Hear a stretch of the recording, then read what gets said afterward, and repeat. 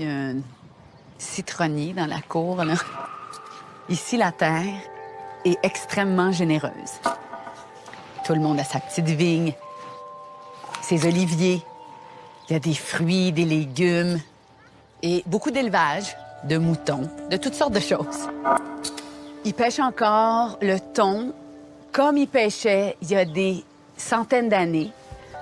Les gens sont restés extrêmement fidèles à leur façon d'être, à leur style de vie. Et ils ont une façon de vivre qui les sert bien. Parce qu'ici, en Sardaigne, les gens vivent longtemps. Très, très, très longtemps. C'est une région du monde qui a cette particularité d'avoir une concentration extrêmement élevée de centenaires. Autant les hommes que les femmes, ce qui est particulier déjà. Les habitants en Sardaigne, ils ont l'air heureux. Et quand on passe quelques jours ou quelques semaines, bien, ça déteint sur nous. Puis tout d'un coup, on a presque envie de vivre jusqu'à 100 ans, nous aussi.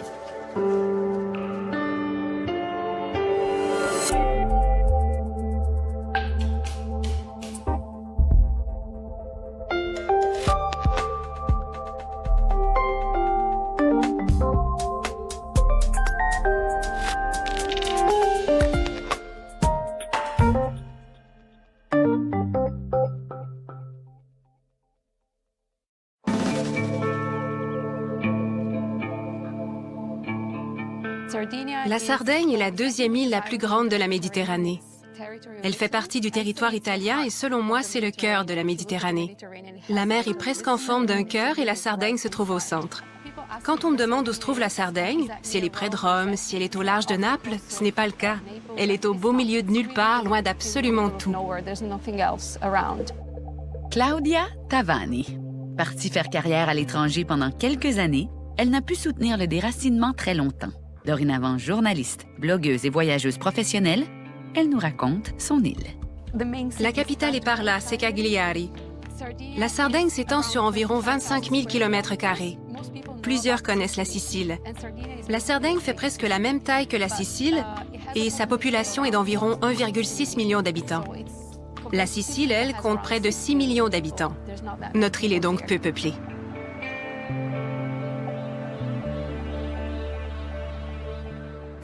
Au fil du temps, la Sardaigne a été conquise par les Pisans, les Aragonais, les Espagnols, les Génois, les Phéniciens, les Romains et les Arabes.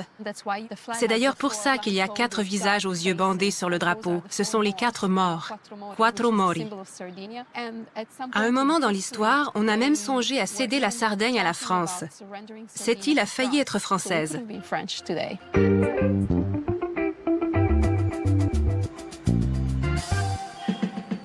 Quand je dis que je viens de la Sardaigne, la plupart du monde ne sait pas où c'est. Je dis que l'île fait partie d'Italie et je n'ai pas de honte à le dire. Je ne rejette pas mon appartenance à l'Italie, mais quand on passe un certain temps ici, on finit par comprendre que cette île se démarque du reste du pays. On dit qu'ici, ce n'est pas comme en Italie, mais ce n'est pas pour critiquer, c'est simplement pour souligner la grande différence entre les deux. Je suis très attachée à la Sardaigne. Mes racines sont ici. C'est toujours ici que je reviendrai. C'est ici que je serai enterrée. Il y a 3 fois plus de moutons en Sardaigne que d'êtres humains.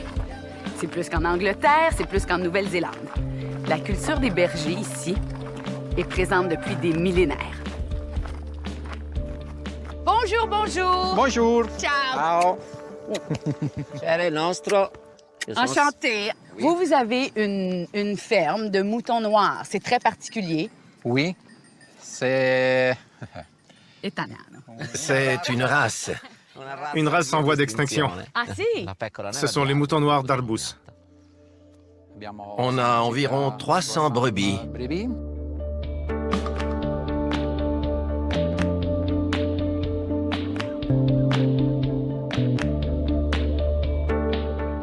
Le métier de berger en Sardaigne, c'est un des plus vieux métiers. Oui. Depuis toujours. Il y a 2 fois plus de brebis que de sardes en Sardaigne.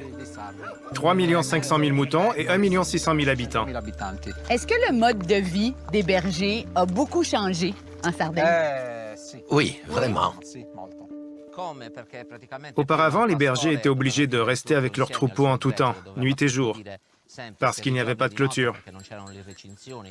C'est un métier très physique, tant pour traire les bêtes que pour ramasser le foin. Ils travaillaient du lever du soleil jusqu'au coucher pour s'occuper des bêtes et ramasser assez de foin. De nos jours, les choses ont changé. Certaines corvées ont été mécanisées. On travaille encore très fort, mais c'est moins exigeant qu'avant. Ça nous laisse plus de temps libre qu'on peut passer avec nos familles. Pourquoi vous avez décidé, vous aussi, de le faire, de reprendre la terre? On voulait poursuivre la tradition familiale. Est-ce que vous avez des enfants qui vont, à leur tour, reprendre la tradition? Qui sait? Peut-être, on verra bien. On verra. On verra ce qu'ils choisiront de faire après leurs études. Allez, allez, les filles! Attends, arrête-toi et attends les autres. Ils sont toutes noires. Le chien est blanche. Le chien, OK.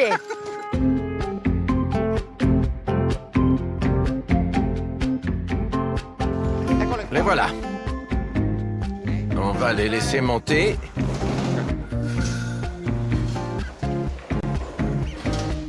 OK.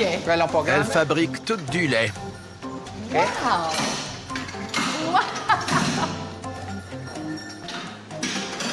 Elles sont très bien élevées, vos brebis. T'es trop jeune, toi. C'est troppo piccolo per mungere. Là. OK. Voilà. Est-ce que ça a changé votre vie, votre système?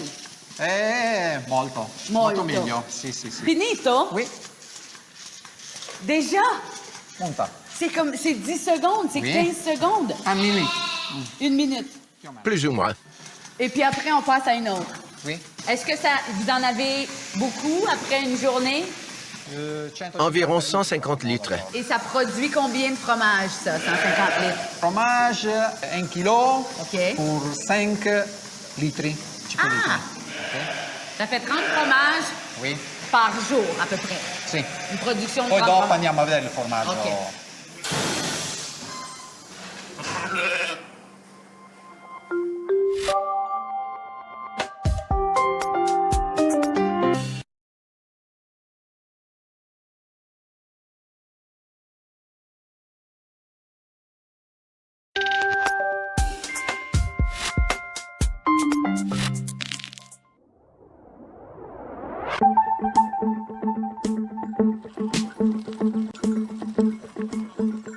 Combien de temps ça prend faire à tous les jours? 1 heure 30. Ah, OK. À tous les jours. Tous les jours. Samedi, dimanche. Dimanche, Noël. Pâques, tout le toujours. temps. C'est ici même que mon grand-père a appris à faire du fromage. Ce lieu s'appelle Sumedao, en Sarde. C'est une construction traditionnelle où on fabriquait le fromage. Le lait était chauffé sur un feu qui brûlait au centre de la pièce. Le feu servait tout au long du processus de fabrication. Comme tu peux le voir, les murs sont complètement noircis parce qu'on fumait toujours le fromage. La pièce était fermée et on la remplissait de fumée. La fumée agissait comme un agent de conservation naturelle. C'était important de conserver le fromage, alors on fumait le fromage et cette pièce. Cette construction date de 1925. On y a produit beaucoup de fromage et fait brûler plusieurs feux. Oui. Les gens se faisaient fumer aussi. Quand notre famille est venue s'établir à la campagne, il n'y avait que cette construction. Il n'y avait ni maison, ni fromagerie. Tout le monde vivait ici. C'est notre maison d'enfance. On en garde plusieurs souvenirs. Quelle est l'importance des bergers dans l'histoire et dans l'évolution de la Sardaigne? Les bergers jouent un rôle très important dans l'histoire de la Sardaigne, parce que c'est le plus ancien métier de la région. Bien sûr, les pratiques se sont modernisées au fil du temps, mais ce métier restera toujours l'un des plus importants en Sardaigne. En plus des bergers, il y a aussi les fabricants de fromage et les vendeurs. Il y a des vendeurs de machines à traire. Il y a toute une industrie qui dépend des bergers, en fait. Je crois que la Sardaigne ne tiendrait pas le coup sans bergers. Prenons l'exemple du fromage italien Pecorino. 90% de la production est faite en Sardaigne. Notre compagnie est la seule à transformer le lait de cette espèce de brebis en fromage. L'espèce était en voie d'extinction. Comment est-ce que ce mode de vie des montagnes, le mode de vie des bergers a façonné l'âme, l'essence de la Sardaigne? C'est un mode de vie agréable. On vit selon les traditions qui nous ont été transmises par nos grands-pères et nos pères. Ce style de vie nous vient naturellement et nous rend heureux.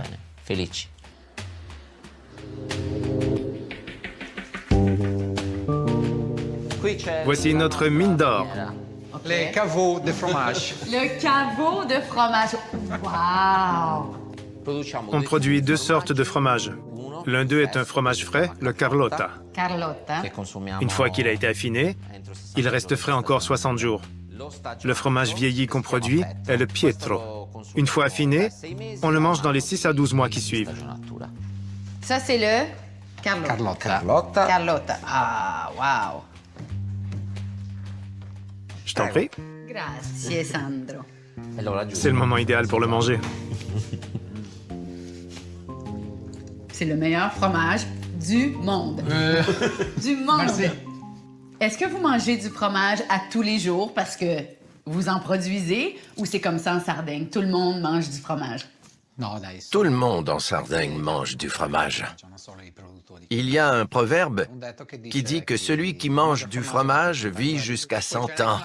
On dit aussi « pani e casu e binu arasu », ça veut dire du pain et du fromage avec un grand verre de vin.